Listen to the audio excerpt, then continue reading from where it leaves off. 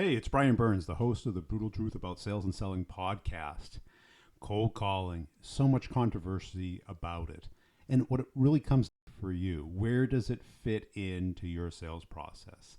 Let's talk really more about how does the telephone fit into your sales process? Because today we have so many choices about how to find, connect, and engage with people. Because that's really the end goal of what we want, is to find, connect, and engage with people and try and find the easiest, the most effective way of doing that. It's not a matter of does cold calling work or not. It's does it work for you and your market and your demographic, the people that you're trying to connect with.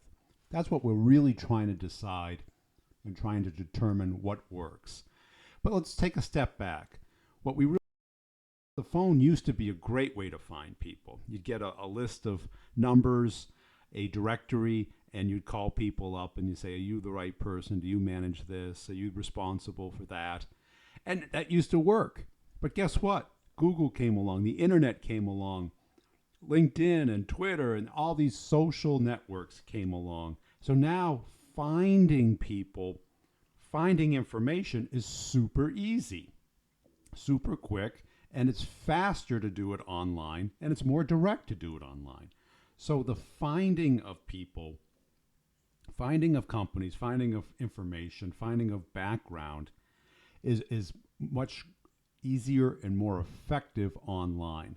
But still, you have to connect with somebody. Just finding out the information doesn't really do you much good until you really connect with people. Now, connecting with people, it depends more on them than you. Yes, we want to connect with everybody who wants to buy our stuff. That's a given. But the customer only wants to connect with people who are going to help them. We've got to think about them, think about how they think, how they want to connect. And it might be over the phone, might be over their cell phone, might be through LinkedIn, email, Twitter, Facebook, whatever it is. Everyone's got kind of a little bit of different way of connecting. But for us, the phone is still a very fast way of connecting if they pick the phone up, if they don't put it through voicemail, if they're open and willing to listen. But it's still very good. So we have to determine in our market space, in what we sell, what is the best we found them. After we find them, we have to find a way of coming up with a match, finding things that are in common that we can do for each other and help each other out. Now, talking is a great way of doing that. It's a conversing. Some people are good at it, most aren't. They're really good at talking. Few are good at listening, because until the other person feels heard, understood, and you can come back with something that can solve a problem, create an opportunity for them, it's not a match. It's not going to happen. So it won't matter how many people you can pound your message and pitch to until there's a match. So the phone is a fantastic way of determining quickly, is there a match with that person at that company?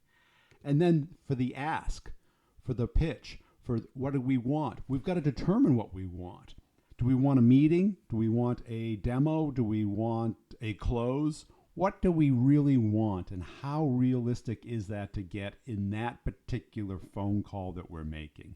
We've got to think through this, because salespeople think, oh, I just got to hit the right person with the right pitch at the right time and I'll get a big order. Maybe, most likely not. You have to come up with a strategy of how do you find, connect, and engage with us. The Brutal Truth About Sales and Selling podcast on iTunes and Stitcher Radio.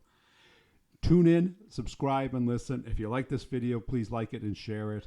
I've got tons of other videos on prospecting using both social and the telephone and cold calling. Let me know what you think.